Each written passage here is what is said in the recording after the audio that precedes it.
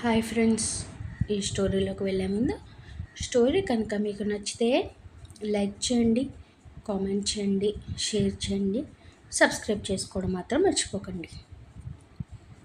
దరి చేరువా చెలి పార్ట్ 6.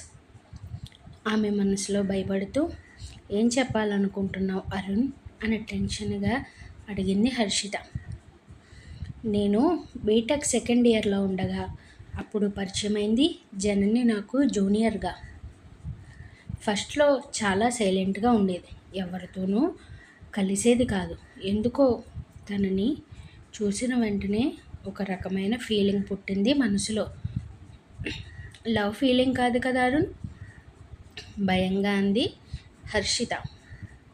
అరుణ్ సీరియస్గా ఆమె వైపు చూస్తుంటే ఓకే సారీ క్యారీ ఆన్ అంది. అలా మా ఇద్దరి మధ్య ఫ్రెండ్షిప్ సెట్ అయింది. బట్ ఏమైందో తెలియదు కానీ ఒకరోజు విక్రమ్ నా దగ్గరికి కోపంగా వచ్చాడు. నా గురించి జనన్ గురించి చాలా దరిద్రంగా మాట్లాడాడు. జననిని పెళ్లి చేసుకోవాలంటే నేను తనకి కనిపించినంత దూరంగా వెళ్ళిపోవాలి అన్నాడు. అందుకే తనకి చెప్పకుండా ముంబై వచ్చేసా.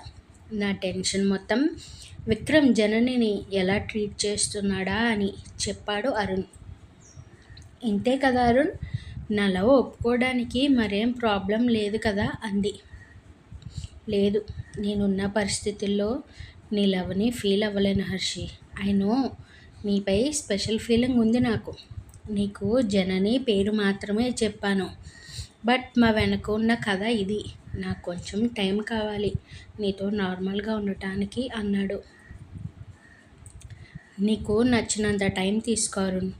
ఐ నో నీ లవ్ తెలుస్తుంది నాకు. Thank you so much. Love you అనే మాట కోసం ఎదురు చూస్తుంటాను అని ఆమెకి కాల్ వస్తుంటే లిఫ్ట్ చేసి ఓకే వస్తున్నా అని, నాకు అర్జెంట్ కేసు ఉంది అరుణ్, నేను నీకు మళ్ళీ కాల్ చేస్తా బాయ్ అని కంగారుగా పరిగెట్టింది హర్షిత. వెళ్తున్న ఆమె వైపు చూస్తూ ఎలా ఉన్నావు జనని అని భారంగా అనుకుంటాడు అరుణ్. ఇంతలో తన ఫ్రెండ్ నుండి కాల్ వస్తుంటే జనని కనిపించిందా కిరణ్ అని కుతూహలంగా అడిగాడు. జనని బాగానే ఉంది మామ, విక్రమ్తో కలిసి ఎయిర్పోర్ట్కి వెళ్ళింది అని చెప్పాడు. హనీమూన్కి వెళ్తున్నారేమో అనుకుని సరేరా మళ్ళీ చేస్తాను అని కాల్ కట్ చేస్తుంటే జనని ముంబైలో ఉంది మామ, విక్రమ్తో అక్కడే ఉండిపోతుంది ఇక నుండి. ఒకవేళ ఎప్పుడైనా నీకు ఎదురు పడితే ఏం చేస్తావురా అని అడిగాడు. కిరణ్ చెప్పిన మాటతో అరుణ్ షాక్ అవుతూ జనని ముంబైలో ఉండడం ఏంట్రా అన్నాడు ఆశ్చర్యంగా. ఆ డీటెయిల్స్ నాకు తెలియవురా, నువ్వు జననిని వాచ్ చేస్తూ ఉండమన్నావుగా. ఎయిర్పోర్ట్లో విక్రమ్ ఎవరితోనో చెప్తుంటే విన్నాను. సరే మళ్ళీ కాల్ చేస్తాను కిరణ్ అని కట్ చేస్తూ తల పట్టుకుని కూర్చుంటాడు అరుణ్. ఎవరైతే బాగుండాలని ఆమెకి దూరంగా వచ్చేశాడో మళ్ళీ ఆమె తన దగ్గరే ఉందని తెలియడంతో అరుణ్ మనసు బాధగా మూలుగుతుంటే సీరియస్గా ఏదో ఆలోచించి తన ఇంటికి స్టార్ట్ అవుతాడు. నైట్ మొత్తం ఆమె మీదనే ఉండటంతో ఉదయాన్నే బద్ధకంగా కళ్ళు తెరుస్తాడు విక్రమ్. అతను కళ్ళు తెరిచే టైంకి ఆమె నైట్ డ్రెస్ చల్లా చెదురుగా ఉండటంతో ఉదయాన్నే నాకు ఈ టార్చర్ ఏంటో అనుకుంటూ పక్కకి జరుగుతాడు. కానీ ఆమె పసుపు తాడు అతని చైన్లో ఇరుక్కుపోవడంతో పక్కకి ఉన్నవాడు కాస్త మళ్ళీ ఆమె మీద పడిపోతాడు. అతను మొయ్యలేక ఎప్పుడో తెల్లవారుజామున కళ్ళు మూసుకుంది జనని. లేచినవాడు మళ్ళీ ఆమె మీద పడటంతో ఒక్కసారిగా అరుస్తూ కంగారుగా కళ్ళు తెరిచి ఏం చేస్తున్నారని అరిచింది. నాకేమైనా సరదాని ఇలా ఉండటానికి, నీ పసుపు తాడు ఇరుక్కుంది అని విసుగ్గా ఆన్సర్ చేశాడు విక్రమ్. ఆమె కంగారుగా చూస్తూ జాగ్రత్తగా తీయండి, ఒక్క దారపు పోగు కూడా తెగిపోకూడదు అని భయంగా చెప్పింది. అతను జాగ్రత్తగా తన చైన్ నుండి వేరు చేసి పైకి లేస్తుంటే మళ్ళీ అతడిని తన వైపుకి లాక్కుంటూ గుడ్ మార్నింగ్ అని విష్ చేసి ఫోర్ హెడ్ కిస్ చేసింది జనని. ఏంటిదంతా? ఏ భార్యకైనా భర్తతో ఇలానే ఉండాలి అనుకుంటుంది విక్రమ్ గారు. నువ్వు ఎలా బిహేవ్ చేసినా నిన్ను క్షమించలేను జనని అన్నాడు విక్రమ్. క్షమించదు విక్రమ్ గారు. భార్యగా నా బాధ్యతని నేను నిర్వర్తిస్తూ నా ప్రేమను పెంచుతాను మీకు. కానీ నా తప్పు లేదని తెలిసిన రోజున నా ఆత్మాభిమానాన్ని చంపుకోలేను. మీ కంటికి కనిపించినంత దూరంగా వెళ్ళిపోతాను అని చెప్పి వాష్రూమ్కి వెళ్తుంది జనని. నువ్వు ఎన్ని ట్రిక్స్ ప్లే చేసినా నన్ను చేంజ్ చేయలేవు జనని అని సిగరెట్ వెలిగిస్తూ బాల్కనీలోకి వెళ్ళాడు విక్రమ్. కాసేపటికి అతను ఫ్రెష్ అయ్యి ఆఫీస్కి రెడీ అవుతుంటే జనని కూడా ఫార్మర్స్లో రెడీ అయ్యి బయటకు రావడంతో, నువ్వెక్కడికి జనని సీరియస్గా అడుగుతాడు విక్రమ్. ఆఫీస్కి విక్రమ్ గారు. నువ్వు ఆఫీస్కి వస్తే నీ ప్రియుడిని ఎలా మీట్ అవుతావు సైడ్ స్మైల్తో అడుగుతాడు. జనని చిరునవ్వుతో విక్రమ్ దగ్గరగా వచ్చి గట్టిగా అతని చెంప మీద కొట్టి, నా ప్రియుడు భర్త అన్నీ మీరే. సో నోరు ఉంది కదా అని పిచ్చి పిచ్చిగా మాట్లాడితే నా ట్రీట్మెంట్ ఇలానే ఉంటుంది. రండి టిఫిన్ చేసి ఆఫీస్కి స్టార్ట్ అవుదామని కిందకి వెళ్ళిపోతుంది జనని. జనని బిహేవియర్కి పిచ్చి పడుతుంటే ఇరిటేటింగ్గా ఫీల్ అవుతూ ఆమె చేతిని పట్టి వాల్కి లాక్ చేస్తాడు విక్రమ్. నీ బిహేవియర్ ఏంటి ఇలా ఉంది సీరియస్గా అడిగాడు. ఏమైంది విక్రమ్ గారు? నిన్నంతా ఏడుపులో, ఈరోజు ఇలా బిహేవ్ చేస్తున్నావు. నువ్వేం చేసినా నీ మీద కోపం పోదు అని గుర్తుపెట్టుకో.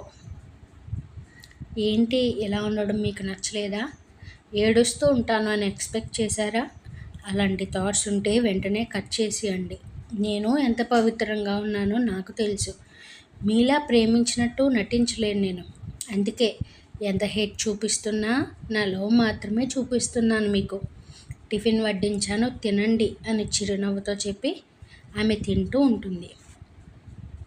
అతను సైలెంట్గా తినేసి బయటకు వెళ్ళిపోవడంతో వెళ్తున్న అతని వైపు చిరునవ్వుతో చూస్తూ, నీ పెయిన్లో నిజం లేనప్పుడు నేను బాధపడిన అనవసరం బావా. ఒక్కసారి నాతో మాట్లాడి ఉంటే నిజమేంటో నేనే చెప్పేదాన్ని కదా. చాలా ఆశలు పెట్టుకున్నాను బావా మన మ్యారీడ్ లైఫ్పై.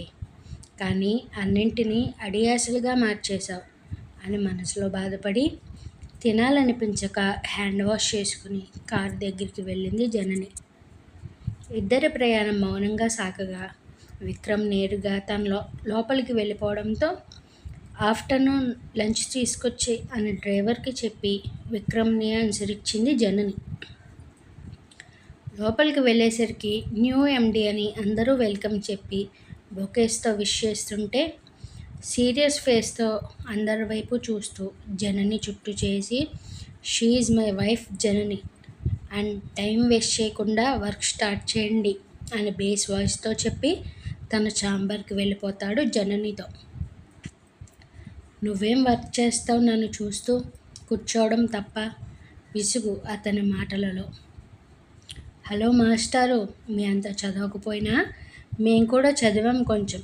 నాకు కంపెనీ వర్క్ చేయడం వచ్చు అని యాటిట్యూడ్గా అంటుంది జనని. ఆమె ఫేస్ మీద ఫైల్ విసురుతూ, ఈవినింగ్ లోపు ఎర్రర్స్ క్లియర్ చేయాలి, చేయకపోతే నువ్వు రేపటి నుండి ఇంట్లోనే ఉంటావు అని సీరియస్గా చెప్పాడు విక్రమ్.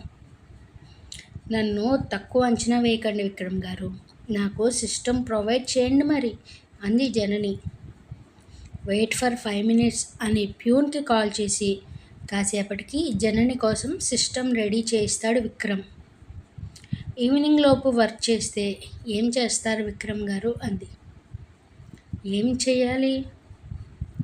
ఈవినింగ్ నుండి రేపటి వరకు నేనేం చెప్తే అది చెయ్యాలి మీరు. హో బెట్టా అన్నాడు విక్రమ్.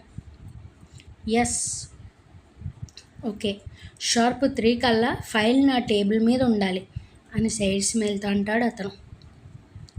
ఇప్పుడు టైం 10, లంచ్కి 1 hour తీసేస్తే ఇంకో 4 hours చేయాలా అని షాక్ అవుతూ అతని వైపు చూస్తుంది జనని. ఇంకా ఉంది. Thanks for watching.